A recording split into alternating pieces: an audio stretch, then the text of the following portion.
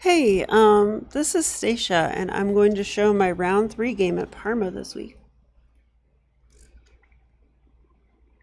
So far I got a draw against a 1600, a win against a 1400, and now I'm playing Patrick Connors, who I've already faced, I think just twice at Parma, and I have the black pieces again. So, I have black every time against him for some reason. So definitely looking to, you know, try to win this game and get a good result for the night. And, well, let's have a look. He opened up with d4, a complete surprise. Now, if you look at the other two games, which are on my channel, both of them were a two knights defense where he played one e4. But I would say both times they knew the opening better than him. So I guess this time he decided to just change it up entirely. So not a bad decision. So I went d5 and knight to c3. I was like, ooh, what is he up to here? I thought it might be a Vienna gambit or something. Oh wait, it can't be. Never mind. I thought it might be a Verisov. So I played knight to f6, and a Verisov I think it's this. Let me check. Yeah, Richter Verisov attack. But he didn't do that. He played bishop to f4, which that means this is a Jobava London system. So the Jobava London system is when the knight comes to c3 very early. And a lot of times they play for tricks and they play f3 and weird stuff. So I actually don't have a set line against this yet, but I'm going to have one very shortly because it keeps coming up and I know what line I want. I just have to study it a little bit. But anyway, I went c6 here, trying to go for bishop f5. And after e3, I did go for bishop f5. And I was very curious if he would go f3 here. And he did go f3. So I played a line that has been working fairly well for me. The idea behind f3 is to go g4, and then after bishop g6, go h4. And those positions get very sharp, and probably Jobava London System players know them fairly well. So I like this move h5, just like putting a stop to that, and now they're kind of on their own. It's not like an awesome move, but it's a move. Okay, so bishop d3, we traded, and now e6. Now I feel like I'm developing rather quickly. I mean, I'm trying to at least. Maybe c6 seems unnecessary, but there was the threat of knight b5 and queen b5 check. So I kind of needed it. But I guess trading and helping white develop might be why I fell behind in development in this opening, as you'll see. Yeah, especially now, like he's already castled and like, look at my pieces. I have one knight out. That's it. So it's just strange. Okay, so I went here. Once again, he developed a piece. Queen c7. Yeah, maybe this is inaccurate now that I think about it. Computer says I should go ahead and take this. I thought he would take with a knight. And then it says only now go queen c7. And I think the point is that if I don't do that, I lose tempos. So, yeah, because here I went queen c7. But now he takes, queen takes, and now e4. And I saw this during the game. I just didn't appreciate how many tempos I was losing in the opening, because now he's threatening a fork, so I've got to do something about that. And after a fair amount of time thinking, I just determined that queen c7 was the best. And yep, it's top engine move. So at least it's right. But yeah, I don't recommend this maneuver in the opening. That's just kind of a waste of time. Okay, so I was curious if he would go for e5, and he did. So I put my knight back on g8. It looks weird, but once again, it's the top engine move, which I'm happy to see. I mean, I just felt like, you know, the knight could come to f5 this way. So, all right. So he decided to play f4. Yeah, and he thought a while here, and I do like his plan.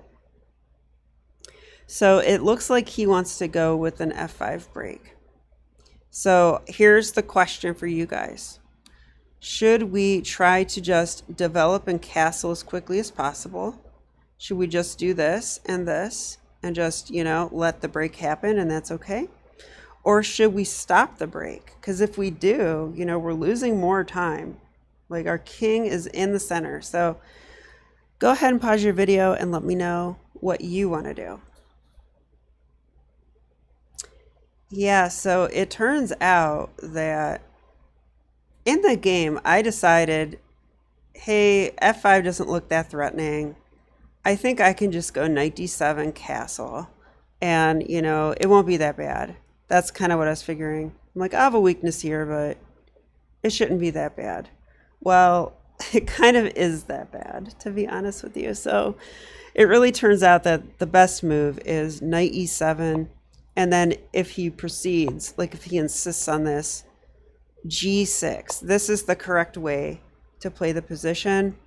It kind of breaks principles in my mind, but the problem is you can't develop in castle when white has a threat like this. And if you're wondering what the threat is, you're going to see. Okay, so in the actual game I went here, so f5. And I'm like, okay, so what? I will castle. Okay, seems logical, right? Like my king is safe. I have one piece left to develop, and it actually did develop and undeveloped. But okay, I figured, you know, the knight's going to come here. How bad could this be? So he took knight to f4. So it's like, okay, yeah. He's attacking my weak pawn, and if he takes it, that's a fork. That's kind of annoying. So I went ahead and played rook to h6 because the other moves to defend it seemed worse. And then he went oh,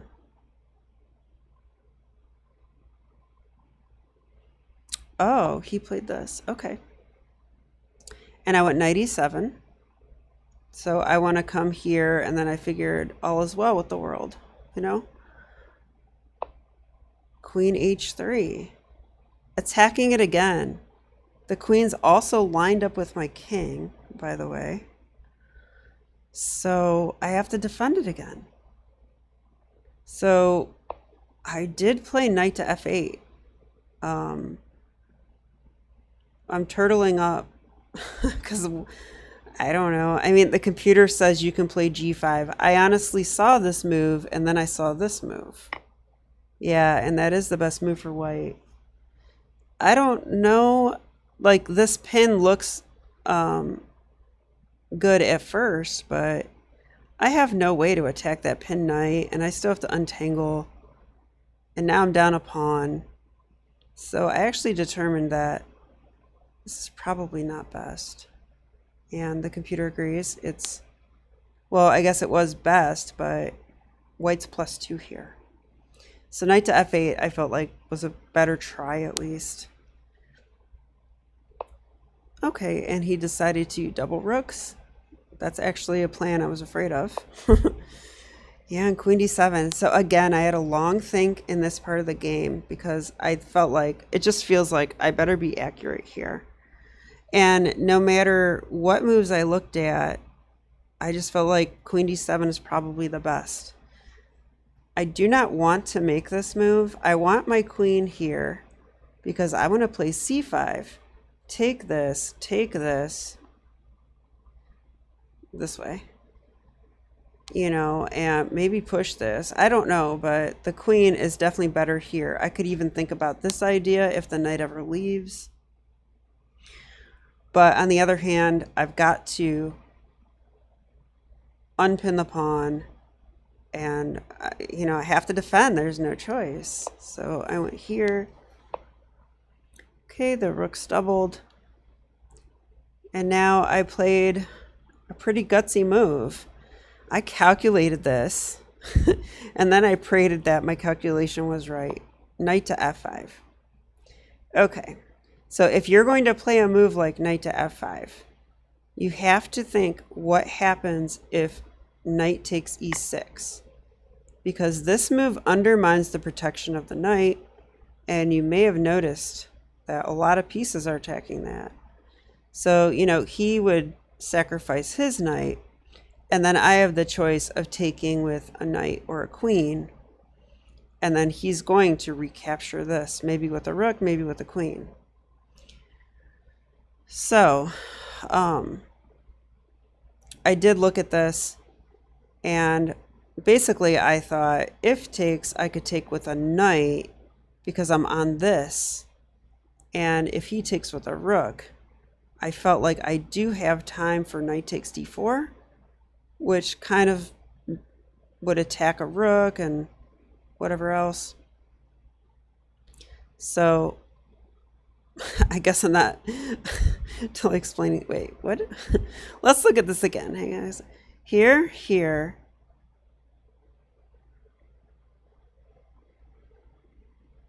Yeah, rook takes now. Oh, yeah, attack and attacks the rook that way. Okay, sorry. That's what I remembered. But also I have this check, and also once this pawn is gone, I can probably capture e5. Maybe. e5 might become strong also, but okay. So I calculated this out, and I'm like, well, it's my best try. I don't see anything better. Turns out this is the top engine move, so I'm happy to see it. And he thought a long while and played this move, which I think is a precursor. I think he wanted to play f3, I'm not sure. Or c3, I'm sorry. But also, knight c5 is a threat. I don't think I can allow that, so I played b6. Computer approves. And then he took. Okay. So I think I have to take with a knight, which is what I did. He did take here. Knight takes d4. So this is everything I calculated so far. Yeah, I calculated this too. Queen takes, I thought. Take back. And then I have this move, rook to d7. All right, computer agrees.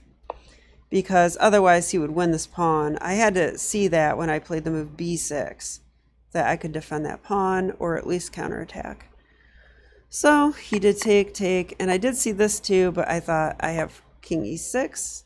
So if he takes my pawn, I take his pawn. And my king's getting really active. So I liked this. He took here. So I pushed a pawn, but I'm going to lose b6. I mean, I don't think I can defend them, right? Like, computer gives knight to b5, but... Oh, knight to b5. Yeah, look at that. But I like my knight on d4. Yeah, it says this move is fine, so that's interesting. Okay, so the knight took. I took here. He went here. Rook f6. And now I was really dreaming. I mean, what I really wanted to do was put the rook on g6 and play knight f3 and be like, hey, I'm going to take your pawn. And then he would do something like go take a pawn, and then I would play checkmate because the knight would take away the last square. But that didn't happen. I mean, he's 1600, not 1200. But okay. Yeah, here I actually made an illegal move, I hate to say. Like, I was about to play rook f5, and then I looked around the board, and then I got really excited, and I slammed down the move. Rook f1 check, you know, because king takes and there's a fork. And then he's like, that's an illegal move. I was like, oh, that's really embarrassing. Like, I'm 1700 and I make illegal moves. Like, oh, God. But okay, whatever. I laughed it off and got focused again and played rook f5. Now, he could take 2 minutes on his clock, but he decided against it for some reason. I think he absolutely should have took it. But okay, h4. Yeah, and this ending, I thought it looked fairly equal, but, you know, probably all three results are possible. You know, at my level, that's kind of always the case. All right, so knight here, I'm attacking a lot of stuff. I love my knight on the square, and like I said, taking away the last square from the king. He decided to trade, and we are both in time pressure here. Now, I think I reconstructed the game pretty well. I took this pawn. He came up, king here, and hey, I'm going to, you know, take a pawn and try to queen. So white has to get his counterplay going. He decided to bring his knight over. Yeah, the computer says c4 is a good move here. I'm not sure I understand that, to be honest. Like, why doesn't that lose a pawn? Because knight b6. And he's going to get it back. It just feels slow, though, or something. But okay, in the game, this move, I went here. The knight came to d1. Check. And I really like this part of the game. King up. I went knight here. And now I have a bit of a wall against the king. So I liked this. I'm like, hey, if he's too slow, then I'm going to win because that's a good plan. And so he went c4 and I played d4. So, you know, and I'm just saying like, hey, you still can't get in. So he's like, well, no problem, I'll break here. So I took the pawn. He did break there. I have to take. And again, like, I think this is a little bit troubling now for him because if he goes here, I can play c5. I think that does happen. And if he goes here, then counterplay is kind of over. Not really. He still could go here and sack the pawn and then promote. But then I would also have another pawn, so that has to be calculated out. All right, so he did do this. And yeah, I went with this move, c5. I loved this move. Okay, it's the top engine move. It's the only move that wins for black here. So I am really excited that I found this like in time pressure. I've been studying endgames, so, but just king and pawn endgames. But apparently it's helping me because I'm finding more options. Yeah, and I saw that he would try to queen, but knight d6, you're not going anywhere. So, and the knight guards this square as well. My king still has a wall. This knight is corralled. So I just feel like well, I hate to say this in case he's watching, but I feel like I kind of just like outplayed him in the ending. Yep, so time to make a queen, right? So he sacked his knight. And now, still not the easiest thing to win necessarily, but, well, yeah, it is. I feel like I must be winning. Pass pawn, knight guarding this. So I stopped the moves here, but I can tell you that I can't take this pawn, by the way. He tried to get me to take it, but I cannot take it. Pretty sure here I push my pawn because I really don't have other moves. And I think he went maybe here. No, he can't go there.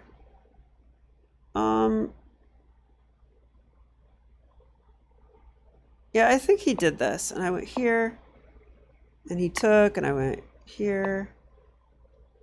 Yeah, and I think you're getting the idea now. It went something like this. I think it wasn't exactly, but...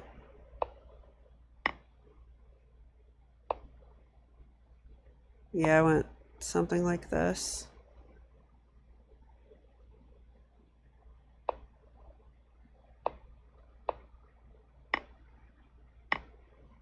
Yeah, and in this position, he resigned because there's really nothing he can do now. So, yeah, pretty pretty interesting game. Let's just go over the highlights really quick. So Jobava London System. I want a line against this. I know which one I want, but I'm not sharing yet. Okay, I love this move, h5. I mean, it's not the best move by any means, but it just probably annoys them London System players because they can't play the move they always play. And yeah, and I fell behind in development pretty badly. Queen c7 is wrong. I have to take first, even though that's not desirable either. But I'm black. You know, I'm going to be a little worse in the opening usually. Yeah, so he got a nice space advantage here, and I have to hand it to him. This f4 move I thought was really good. Computer is giving g4, which I don't understand, but yeah, f4 makes sense, like break with f5. So I made the wrong decision here. I have to defend against this pawn break. So I have to time out on my development, defend, then finish development. Instead, this knight f4, queen h3 thing happened. And now I have to make awkward moves. And then luckily for me, this knight f5 idea gets me out of it a bit. Now he actually still has a +1 advantage here. Yeah, he shouldn't play knight a4. It's actually loses most of the advantage. All the advantage. Yeah, now it's equal after b6. Pretty interesting. Okay, so I kind of saved my position using tactics. And then won the ending, even though I made an illegal move. Go figure. Yeah, so. Okay, well, that means I went 2.5 for the night.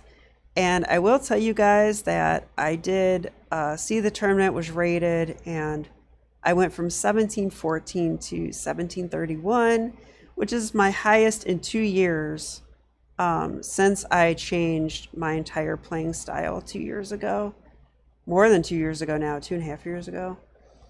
So I'm pretty excited that all the work over the last couple years is starting to culminate.